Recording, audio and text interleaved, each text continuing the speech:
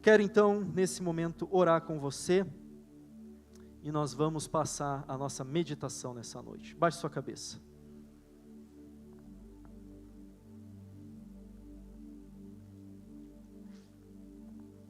Quero que você tenha alguns segundos a sós com Jesus agora. Coloque a sua vida diante dele, peça para que ele fale com você. Peça para que o Espírito Santo diminua, talvez, o nível de ansiedade do seu coração, nível de preocupação. Talvez você tenha alguma coisa para resolver essa semana e isso está roubando o seu sono, suas energias. Pede para que nesse momento isso não roube a sua atenção, para que isso não te distraia. Talvez você foi aí visitado com uma má notícia essa semana e o seu coração está pesado, triste. Peça para que isso não atrapalhe você de ouvir a palavra do Senhor. Talvez você está preocupado porque é final de mês e você não fechou os contratos que gostaria. E isso está consumindo sua alegria. Peça para que isso também não atrapalhe você de ouvir aquilo que Jesus irá transmitir a você. Pai, estamos aqui, somos teus filhos e cremos que quando a tua igreja se reúne, o Senhor também se faz presente. E clamamos que nessa hora o Senhor nos visite com poder e graça, que o Senhor fale conosco por meio da tua palavra, a palavra eterna, porque a tua palavra tem poder para transformar, mudar, curar, reanimar. Nossa oração, Pai, é que o Senhor faça aquilo que o Senhor deseja nessa noite, aquilo que o Senhor deseja. Fala conosco, alto e bom som. Queremos ouvir tua voz, Espírito Santo de Deus. Em nome de Jesus. Amém. Respira fundo. Você que nos assiste, é uma honra ter você conosco nessa noite. E que essa palavra também encontre você, aonde você estiver e também quando você estiver. Você que vai assistir essa mensagem num outro momento, que você seja edificado por ela. Eu quero começar nessa noite fazendo duas perguntas, propondo duas reflexões antes de nós abrirmos no texto, antes de eu compartilhar a localização do texto que nós vamos meditar nessa noite. Duas perguntas que me fizeram pensar essa semana. A primeira delas, seria possível uma fé desinteressada? Ou seja, seria possível alguém ter uma fé que não espera nada em troca de Deus? Alguém que se relaciona com Deus sem esperar nada em troca, se relaciona com Ele desinteressadamente. E que ao mesmo tempo não teme punições por deixar de fazer algo. Seria possível alguém ter uma fé sem interesse? Como aquela música que, se a memória não me trai, foi lançada no ano de 2020 e viralizou no meio gospel, de certa forma. Aquela música, Deus é Deus. Quem conhece? Levanta a mão. Cantou já, PH? Já. Deus é Deus. Talvez você não conheça o título, mas talvez você conheça uma das partes principais dela, que é: eu adoro não pelo que Ele faz, eu adoro pelo que Ele é. Quem já escutou isso? Vocês tocaram essa hoje lá ou não? Não. Estava em casa, deixa eu contar para você. Estava em casa à tarde, daqui a pouco saí na rua com os meninos e comecei a escutar um som, uma banda, alguém tocando, longe. E daqui a pouco escutei uma virada de bateria. E daqui a pouco escutei um teclado. Eu disse, não é possível. Os meninos da igreja estão aí no bairro. Saí com o Caleb e encontrei os meninos tocando, uma outra igreja.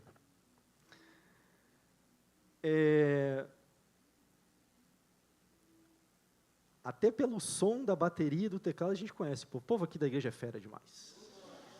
Vamos dar uma salva de palmas para a equipe de louvor.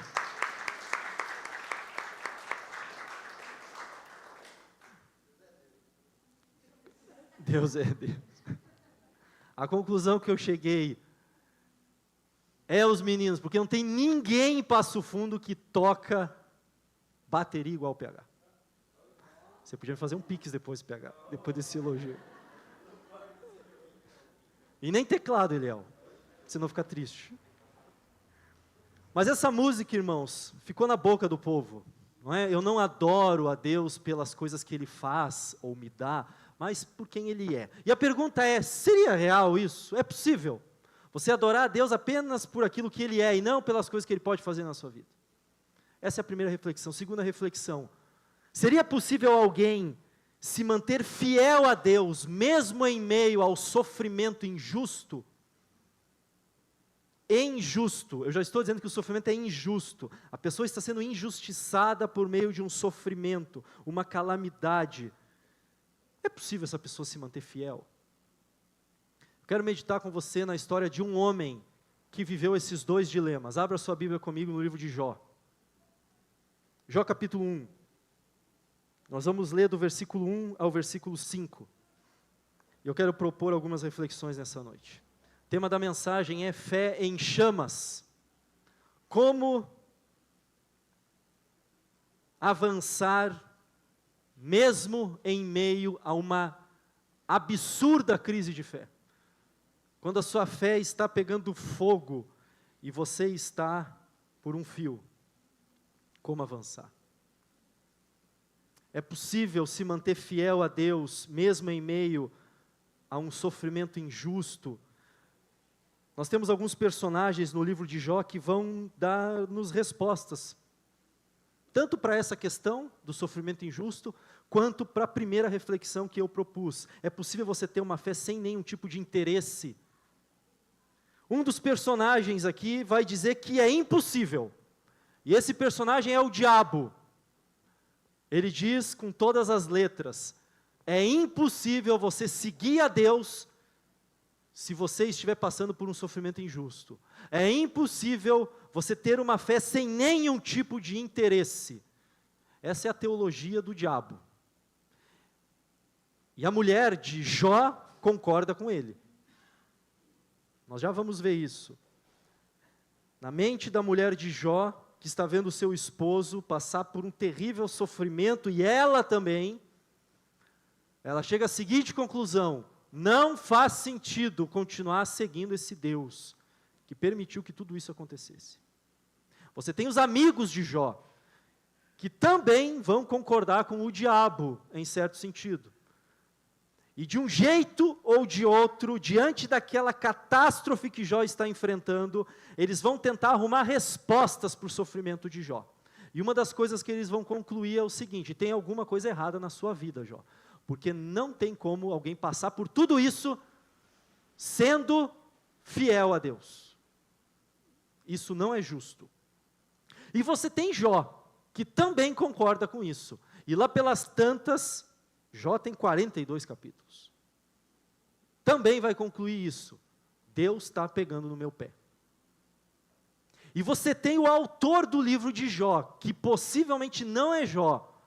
Segundo os historiadores, os escritores, os entendidos do Antigo Testamento, eles vão defender a ideia de que não sabemos quem é o autor do livro de Jó. E o autor do livro de Jó está tratando sobre essas duas questões o tempo inteiro, e tentando provar para nós que é possível. Eu quero caminhar com você então, nos próximos minutos. Primeiro eu vou responder 3 perguntas, e no final deixar 4 reflexões. 3 perguntas: quem é Jó de fato? Segundo, quando que Jó começou a cair nessa crise? Como que Jó teve a sua fé desconstruída? Terceiro, como que ele saiu disso? E que lições nós podemos tirar para a nossa vida? Quero ler o texto com você então. Capítulo 1 de Jó, versículo 1 em diante, diz assim: havia um homem na terra de Uz, cujo nome era Jó, homem íntegro e reto, temente a Deus, e que se desviava do mal. Nasceram-lhe 7 filhos e 3 filhas. Possuía 7.000 ovelhas, 3.000 camelos, 500 juntas de bois e 500 jumentas.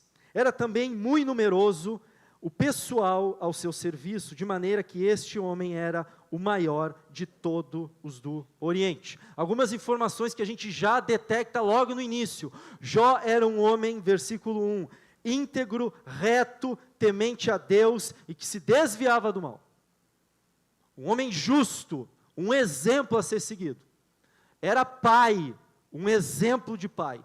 Era alguém que não apenas tinha uma moral elevada, mas era alguém que também seguia a Deus de maneira séria e fugia do mal, lutava contra o pecado. Há um texto dentro do livro de Jó, onde ele mesmo diz que em um determinado momento ele fez um voto consigo mesmo, de não olhar para nenhuma outra mulher que não fosse a esposa dele. Será que Jó tinha problema com sexualidade? Alguns dizem que sim, outros dizem não sabemos. O fato é que ele conhecia a sua carne e ele disse o seguinte: eu não vou ficar olhando para a mulher dos outros. Porque Jó levava a sério a vida religiosa. Além disso, diz o texto que ele era riquíssimo, o maior do Oriente. E ele era conhecidíssimo. No capítulo 29 de Jó, ele diz que pessoas que moravam na região o procuravam para pedir conselhos. Os anciãos batiam continência para ele. Porque Jó era alguém que não apenas dizia ser sério, mas demonstrava ser sério. E aqui nós temos uma lição. Caráter é algo que as pessoas veem em você. Caráter não é o que você tem que estar gritando: eu sou uma pessoa séria, eu sou uma pessoa temente a Deus, eu sou um cara íntegro, eu sou um cara pontual. Pontualidade, integridade, seriedade são características que os outros detectam em nós. Ok? Caráter é algo que os outros veem e dizem: o Jorge é assim. É amoroso, é respeitador, é sério, é responsável. Não é algo que você tem que provar para os outros, é algo que as pessoas veem em você e elas sabem que você é. E Jó era assim. Tinha muitas pessoas a seu serviço. Era alguém riquíssimo. Além disso, veja aí versículo 4. Seus filhos iam às casas uns dos outros e faziam banquetes, cada um por sua vez, e mandavam convidar suas 3 irmãs a comerem e beberem com eles. Decorrido o turno de dias de seus banquetes, chamava Jó a seus filhos e os santificava. Levantando-se de madrugada e oferecia holocausto segundo o número de todos eles, pois dizia: talvez tenham pecado os meus filhos e blasfemado contra Deus em seu coração. Assim fazia Jó continuamente. Era alguém que não apenas prezava por uma boa educação para os filhos, mas era alguém que repassava os princípios da fé para os seus filhos.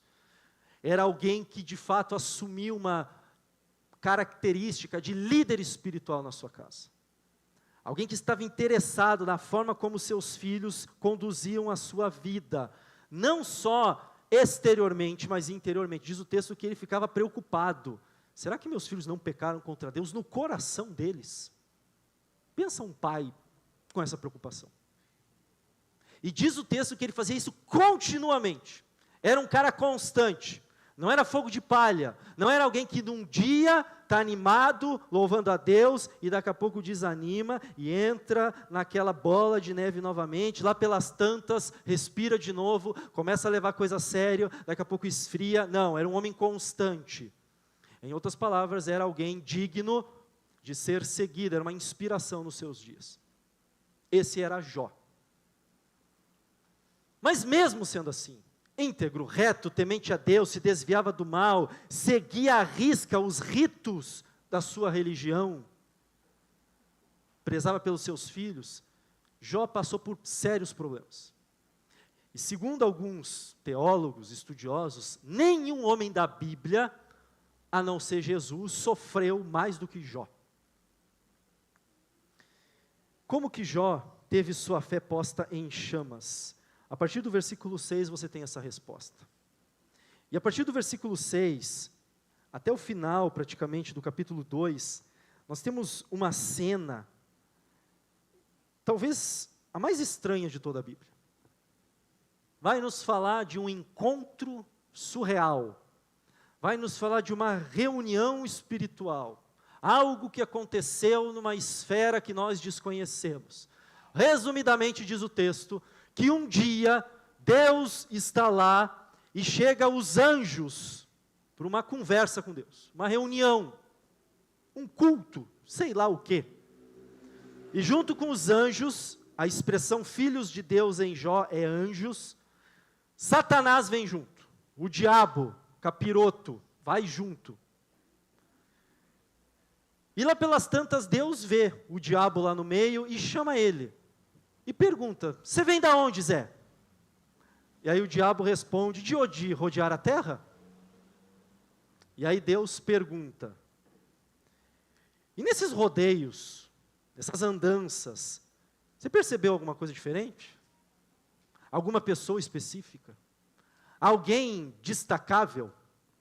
Jó, Jó, você viu Jó? Homem íntegro, reto, que se desvia do mal e não há ninguém igual a ele. Diz o texto que o diabo vira para Deus e diz o seguinte, claro que vi. Até eu seria assim, se o Senhor me abençoasse do jeito que abençoa ele. Quem não seria íntegro, justo, fiel, temente ao Senhor, se não fosse cercado de tantas bênçãos? Aí Deus cutuca o diabo e diz, você quer fazer um teste? E o diabo, teste é comigo. O diabo diz para Deus o seguinte, tira tudo que ele tem, e você vai ver se na sua cara ele não vai blasfemar. E Deus diz, façamos o teste, está em teu poder. Diz o texto que o diabo sai da presença de Deus, e aí a vida de Jó vira um inferno. Em um dia, Jó perde todos os seus bens materiais, sobram 4 empregados, e no mesmo dia, seus 10 filhos morrem. Você tem todas essas informações do versículo 6 até o versículo de número 19, do capítulo 1. Em relação aos seus filhos, diz que deu um tornado, um forte vento, e aonde eles estavam reunidos, o prédio desabou e todo mundo morreu soterrado. E enquanto um está dando a notícia para Jó, o outro vai chegando e a coisa vai piorando. Jó está lá na casa dele, daqui a pouco chega um e diz, o senhor nem sabe, chefe. Os inimigos chegaram, passaram a fio de espada aos servos do Senhor, mataram os animais, levaram embora, enquanto um está falando, o outro chega e diz, aconteceu a mesma coisa lá não sei aonde, enquanto um está falando, chega mais um e diz, a coisa piorou, e lá pelas tantas chega o quarto e diz, e os seus filhos também morreram. Deus mandou fogo do céu, tem um que chega a dizer. E aí diz o texto que Jó reage a isso. Versículo de número 20. Então Jó se levantou, rasgou seu manto, raspou a cabeça e lançou-se em terra e adorou. E disse, nu saí do ventre de minha mãe e nu voltarei. O Senhor o deu, o Senhor o tomou, bendito seja o nome do Senhor, aleluia. Conclusão do escritor do livro. Em tudo isso, Jó não pecou, nem atribuiu a Deus falta alguma. A tese do diabo caiu por terra. Só que a coisa piora, se é que pode piorar. Diz que acontece uma outra reunião nessa esfera espiritual desconhecida por nós. Talvez você queira chamar de céu, talvez você queira chamar de invisível, a gente não tem nenhuma informação sobre isso. Mas diz o texto que mais uma vez os anjos se apresentam diante de Deus e o diabo está lá. E Deus então vê o diabo e pergunta, você de novo? Voltou? De onde você vem?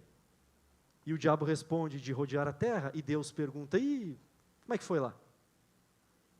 E a nossa conversa última? O que aconteceu? Deu certo? O diabo vira para Deus e diz, pele por pele, toca na saúde dele e o Senhor verá se ele não blasfema contra ti. Ele era um homem que não era apegado aos bens materiais mesmo. E cria que os filhos eram crentes e os filhos estão na glória. mas toca na saúde dele para você ouvir uma coisa.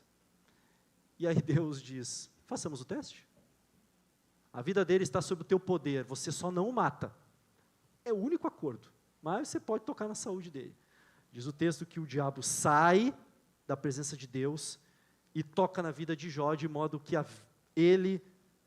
seu corpo é tomado de tumores, a ponto dele ter que se raspar com um caco, versículo 8 do capítulo 2.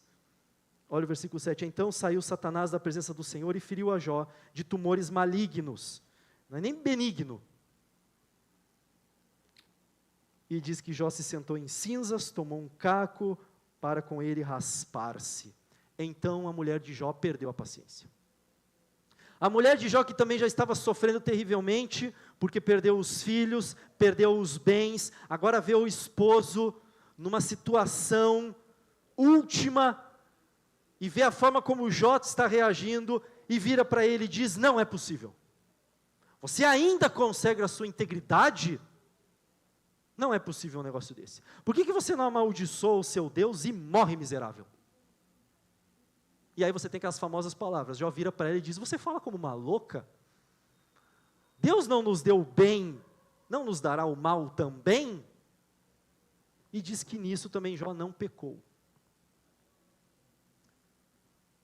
Os amigos de Jó ficam sabendo da história, ficam sabendo das últimas notícias, porque é só o que se fala na região do Oriente.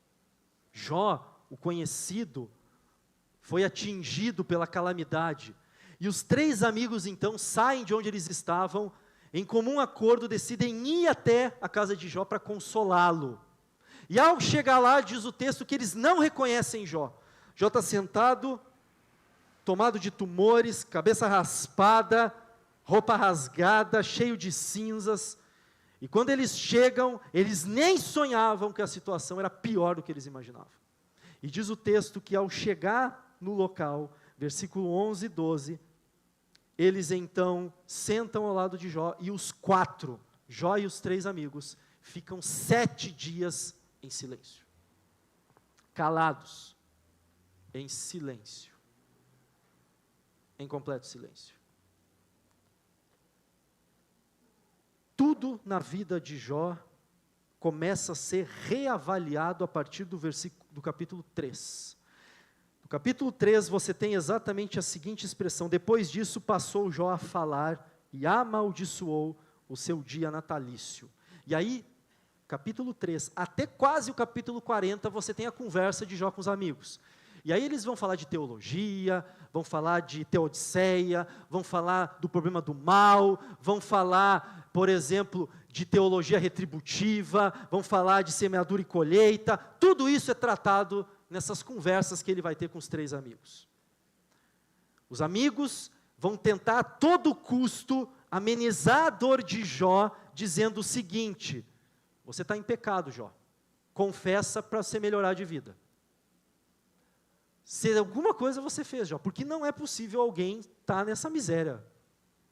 E Jó a todo custo tenta convencer os amigos de que eles enlouqueceram. A ponto de Jó em algum momento dizer o seguinte, é assim que vocês consolam as pessoas? Que consolo, gente. Tem crente que consola assim. Você diz que recebeu uma notícia trágica, recebi um diagnóstico, não sei o que eu faço.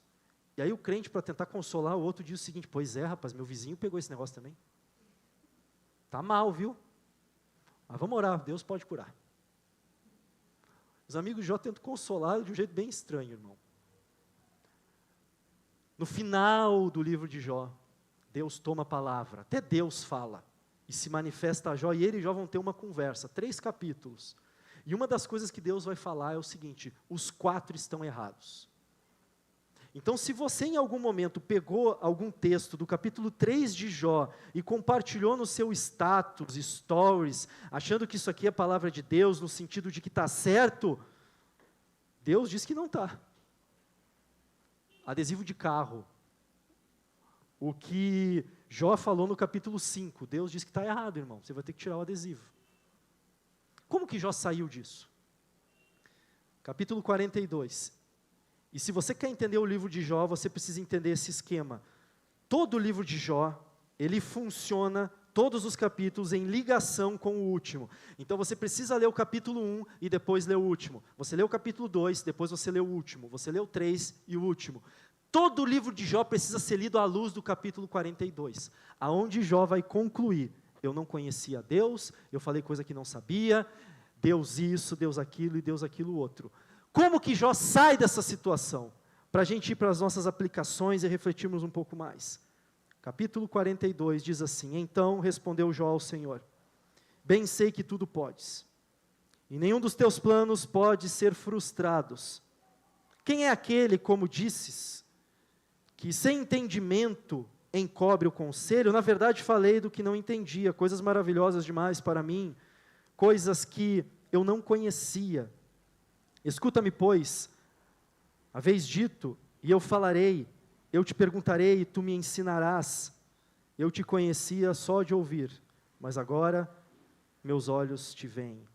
Por isso me abomino e me arrependo no pó e nas cinzas. E aí vai dizer, no versículo 10, mudou o Senhor a sorte de Jó quando este orava pelos seus amigos. Como que Jó saiu disso? Primeira lição. Nós precisamos entender, irmãos, que o sofrimento, ele revela as pessoas que estão à nossa volta. Essa é a primeira lição de Jó. O sofrimento que Jó está enfrentando revelou para Jó, para o escritor do livro e para nós, quem são as pessoas que estão do lado dele e as ideias e princípios que elas carregam. As pessoas que estavam ao lado de Jó são pessoas que concluem exatamente o que o diabo havia concluído. É impossível você ter uma fé desinteressada. É impossível você plantar algo e não colher. Essa é a lógica. Eu planto e eu colho o que eu plantei. E aí Deus vai dizer, essa lógica está errada. A vida não se resume a semeadura e colheita. E os amigos de Jó estão convencidos, por exemplo, de que se Jó está sofrendo, ele tem algum pecado. Você já ouviu algo assim? Câncer. Ah, mas tem coisa que não confessou. Tem pecado nessa história. Confessa que Deus vai te curar. Crise financeira. Roubou de Deus. Parou de dar o dízimo. E aí bateu o carro, Zé, não tem jeito. Se você não gasta na igreja no dízimo, você vai gastar na farmácia. Já ouviu essa? Você está indo muito na farmácia, irmão? Olha que o Jorge vai te procurar.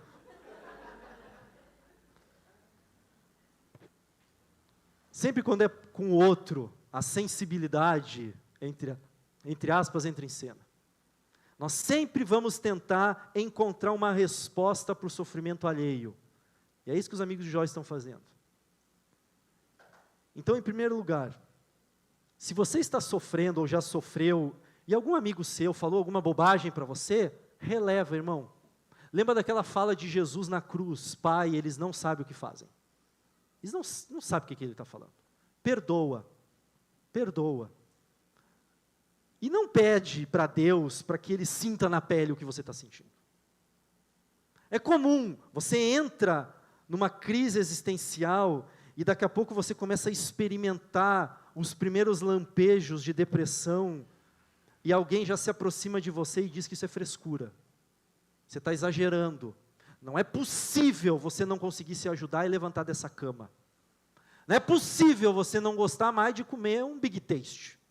Vamos lá comer um X? Calota? Não, mas eu não quero. Mas você sempre comeu? Ah, tem alguma coisa errada. Essas falas são ditas por pessoas que desconhecem de fato o que a vida ao vivo é. Então perdoa, irmão. Se alguém diz, está demorando demais o luto. É? Quer entrar na minha pele também, pagar minhas contas, meus boletos? Não é possível, se até minha dor você quer medir? Todo mundo está sofrendo por alguma coisa. E aquilo que para você é um absurdo, porque você é grande, forte, bem resolvido, para outra pessoa não é. Para outra demora mais. Tem mais dificuldade para perdoar. Você consegue, mas a outra não. Larga a pessoa de mão. E se alguém se demonstrou em algum momento da sua vida, no momento que você mais precisava de uma palavra de consolo, se demonstrou como um acusador, perdoa essa pessoa, irmão. Libere essa pessoa do seu coração. ela de fato não sabe o que você estava sentindo na época. E não faça o mesmo. E não torça para ela se dar mal. Não torça. Lembre que o sofrimento, ele não revela só o nosso coração e a nossa fé, mas também das pessoas que estão à nossa volta. É isso que o livro de Jó vai nos ensinar. Mas mais do que isso, nós temos uma segunda verdade que esse texto e esse livro inteiro nos ensina, é que nós não devemos tentar explicar o sofrimento. Não tente encontrar uma razão lógica para o sofrimento, porque você não vai encontrar. Por que o Hamas está fazendo o que está fazendo? Sério que você vai tentar descobrir isso? Como pode um ser humano criado à imagem de Deus, porque o Hamas, os caras são criados à imagem de Deus também, consegue fazer as coisas que faz a sangue frio? Você vai tentar descobrir por quê? Você acha que vai encontrar uma resposta para isso? Como um dos amigos de Jó disse, se você fosse íntegro e justo, como as pessoas acham que você é, você não teria perdido seus filhos, ué. Você está em débito com Deus. Não tente explicar o sofrimento, encontrar respostas para o sofrimento, a não ser que elas sejam muito óbvias.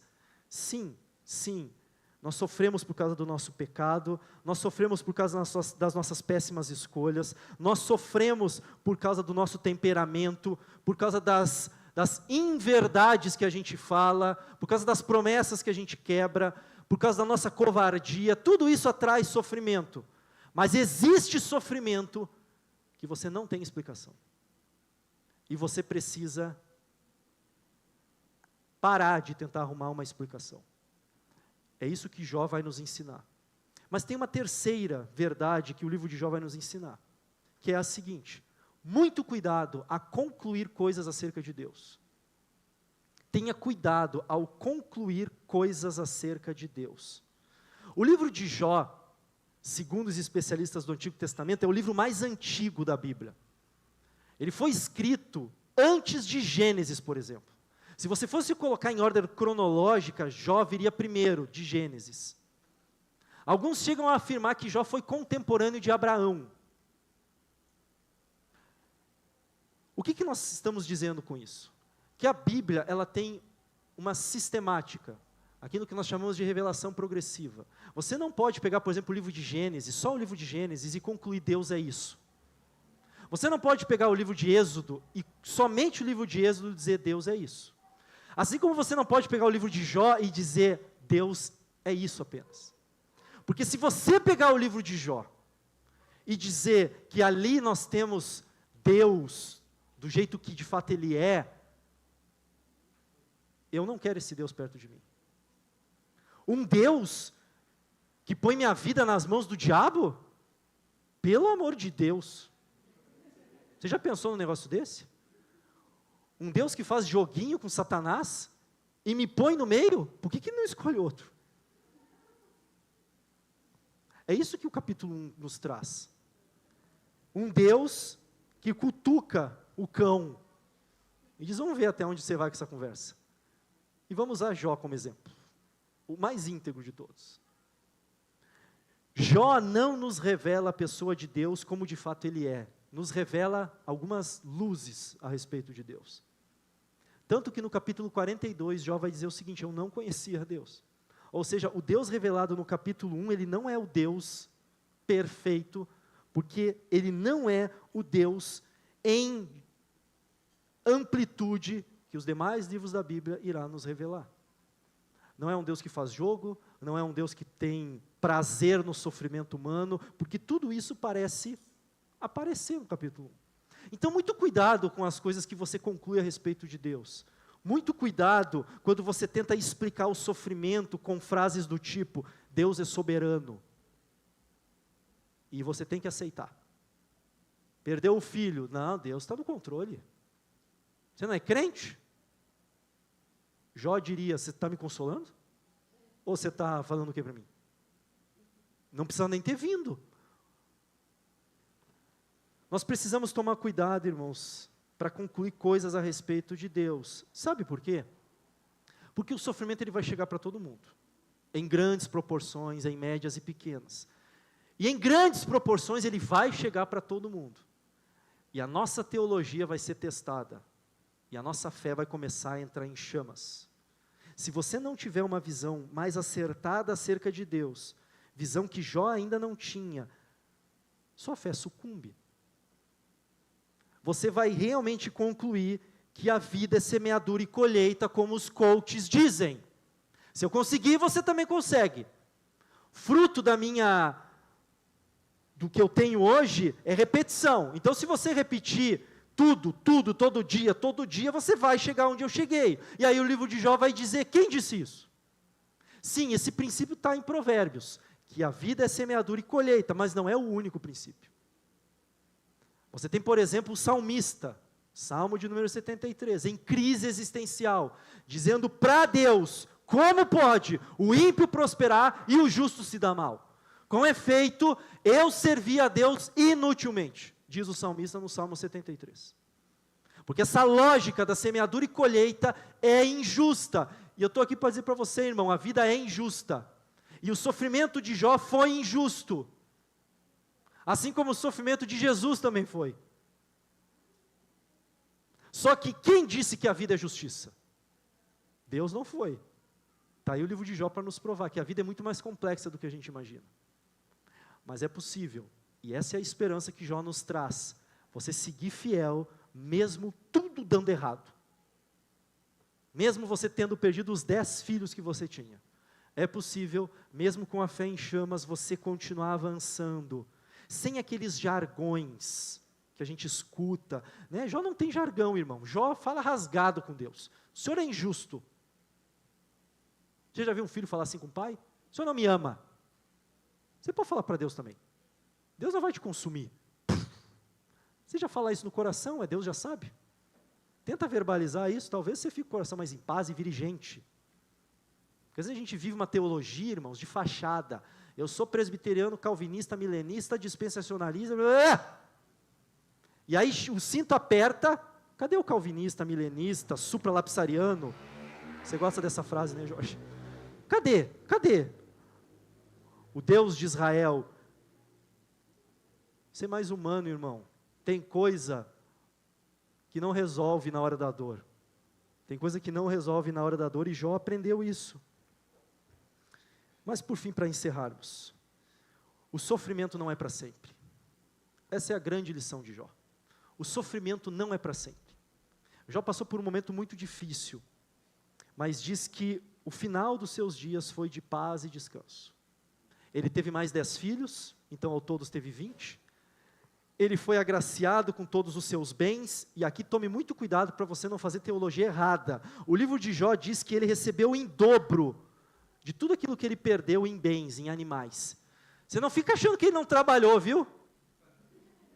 Ah, Deus deu, Deus vai dar, vai cair na conta. Ah, você acha que Jó ficou de braço cruzado, raspando furúnculo com caco, o tempo inteiro, e Deus foi colocando na conta.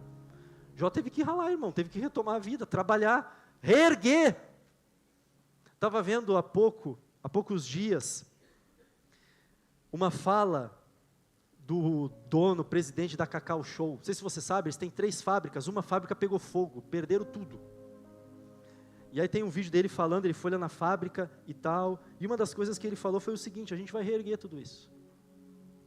A gente vai trabalhar, Foi-se os bens materiais, ninguém se machucou, a gente vai recuperar. Vai mexer no orçamento? É claro que vai, gente. Quase 10% vinha daqui, mas a gente vai trabalhar duro e vamos recuperar. Você acha que Jó não fez isso? Então, se algum dia te venderam essa fé aguada, que basta você crer, Deus vai me dar, eu determino, irmão, chega, você já está grande, adulto, tem que voltar a trabalhar, tem que voltar a sonhar, você perdeu, levanta cedo, ora, volta a investir na sua vida, volta a se preparar, porque senão as coisas não vão acontecer, e conta com a ajuda de Deus, pede para que Deus te abençoe novamente. Foi isso que Jó fez, e ele recuperou os bens dele. Mesma coisa os filhos, irmão, teve que fazer menino, ou você acha que bateu mais 10 na porta dele, pai, perdeu os filhos, vou ter que fazer mais filho nessa mulher, Vamos ter que fazer a família prosperar? Ainda bem que a mulher não desistiu dele, né? Porque ele chamou ela de louca e ela deve ter caído em si. Mas é interessante, irmãos, a gente perceber essa fala de Jó para a mulher dele completamente impensada. A mulher dele tem razão no que ela fala. Esse Deus, Jó, que você serve e que você se mantém justo, isso não é Deus, Jó. Um Deus que faz isso com você. Você tem que desistir dessa sua fé, Jó. E aí Jó diz, não, você é louca falando desse jeito. Aí sabe o que acontece depois? Jó fica 7 dias em silêncio. O que ele fez em 7 dias pensando? Será que minha mulher não está certa? Será que tem lógica isso? Porque aí, ele de fato diz. Ela diz, por que você não morre? E ele amaldiçoou o dia de nascimento dele. Dizendo, ele chega até a dizer, por que o senhor não permitiu que a minha mãe me abortasse antes de eu nascer? Para ter que passar por tudo isso. No final das contas, ele vai dizer para a mulher dele, você está certa, mulher? Só que aí no final, ele diz, a gente não conhecia a Deus. A gente não conhecia a Deus. O sofrimento não é para sempre, irmão.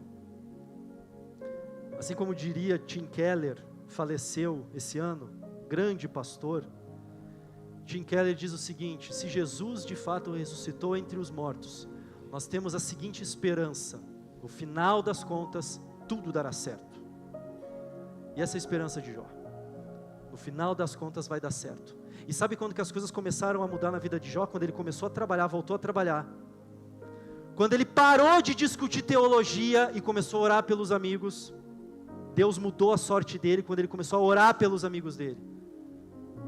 Quando ele parou de tentar encontrar resposta para o sofrimento, ele baixou a cabeça, aceitou que não podia mudar e tocou a vida dele. Tem coisas, irmãos, que a gente não tem resposta. E não tente encontrar resposta, porque não vai casar. A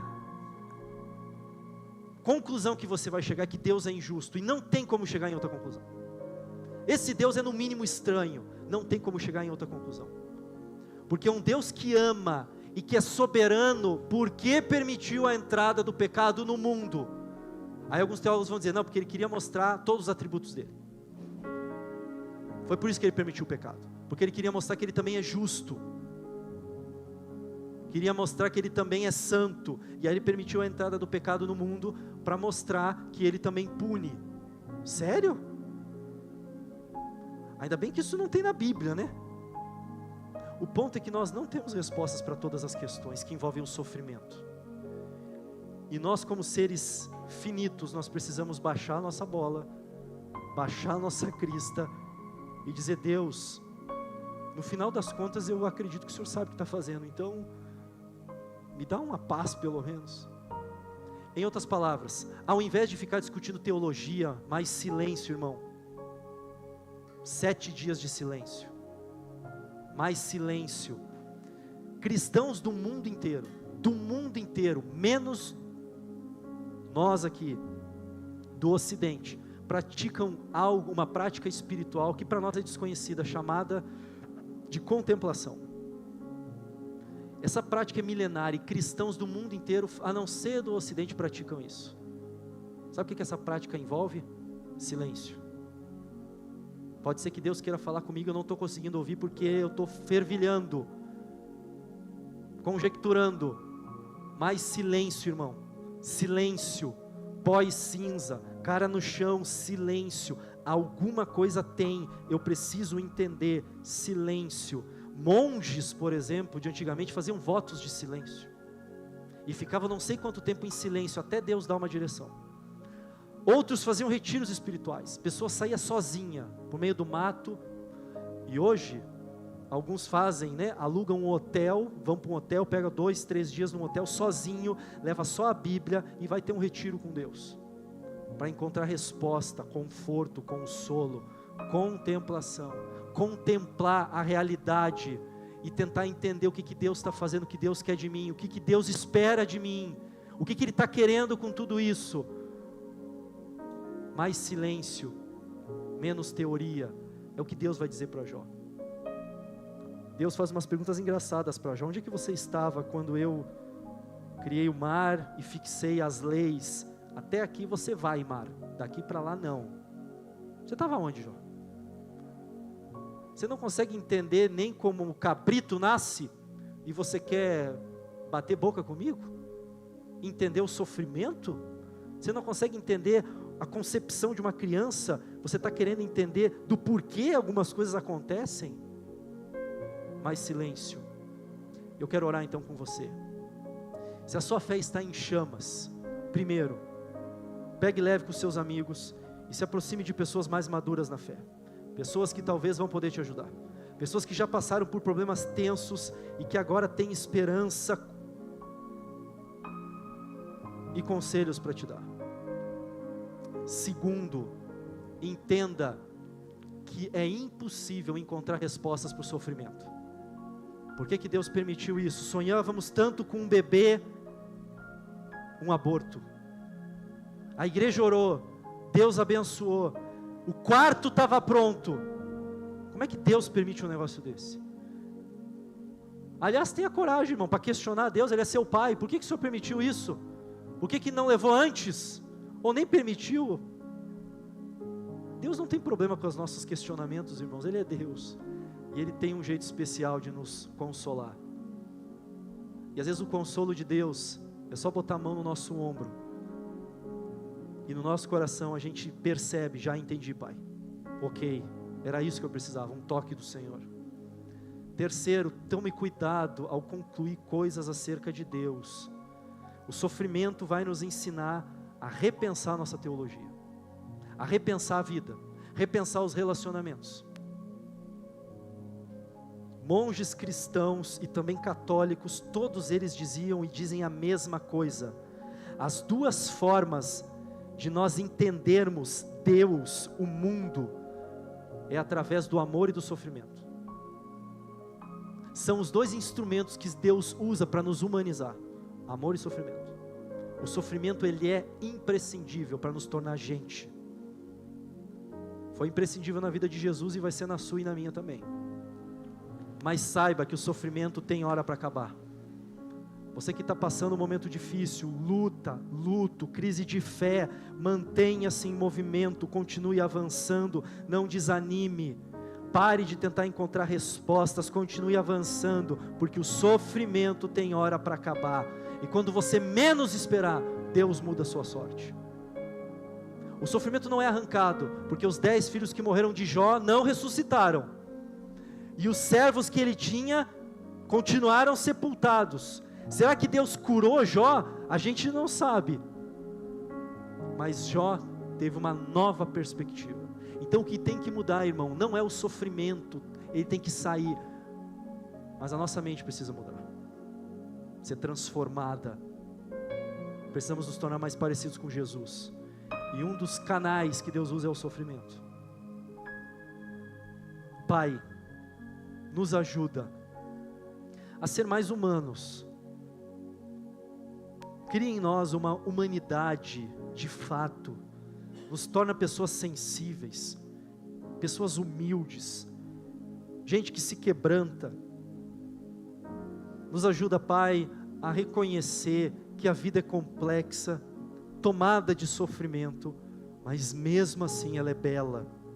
Há esperança, as coisas estão se renovando, Jesus está voltando, a criação será transformada, nós iremos conhecê-lo face a face, a maldade será expulsa desse novo mundo. Põe em nós essa expectativa, mas enquanto o Senhor não faz novas todas as coisas, a vida continuará sendo difícil, mas ao mesmo tempo leve, na medida em que o Senhor vai tocando em nós. Se tem alguma pessoa aqui sem esperança, que o Senhor a visite nessa hora. No final das contas, a gente vai perceber que aquelas pessoas que mais tinham informações sobre o Senhor na Bíblia, eram pessoas que definitivamente não te conheciam de fato, como Maria Madalena, como Jó, como Jacó, Abraão. Meu Deus, nos ajuda. Eu quero pedir especificamente por aqueles que estão sofrendo, que o Senhor alivie, Deus, a dor. Visita essa pessoa com consolo, renova a esperança, faz com que essa pessoa levante cedo amanhã para retomar sua vida profissional, retomar seus contatos, voltar a sonhar profissionalmente, voltar a cuidar da saúde, voltar a cuidar da família, voltar a investir nos filhos. Não permita, meu Deus, que venhamos a nos fechar no nosso sofrimento e na nossa dor, mas nos ajuda a nos reerguer, como o Senhor reergueu Jó. Nos ajuda a orar pelos nossos amigos ignorantes, por aqueles que sempre têm uma resposta para tudo. Nos ajuda a orar por pessoas que são insensíveis à nossa dor. E não permita que sejamos iguais. E por fim, Pai, nos chama para silêncio. Nos chama para um momento de silêncio a sós com o Senhor. Um momento de silêncio, de reflexão, um momento de solitude, um momento a sós contigo, assim como Jesus tanto tinha, assim como Jó experimentou, e no final das contas o Senhor o levou ao silêncio de novo. Meu Deus, trabalha no nosso coração, e acima de tudo nos ajuda a ver o sorriso escondido do Senhor, porque o Senhor está perto e nos ama e tem interesse em nós. Meu Deus, nos ajuda a te conhecer mais, mais do teu amor, mais do teu perdão, mais da tua graça. Essa é a nossa oração, no nome santo de Jesus, nosso amado Redentor. Amém e amém. Louvado seja Deus.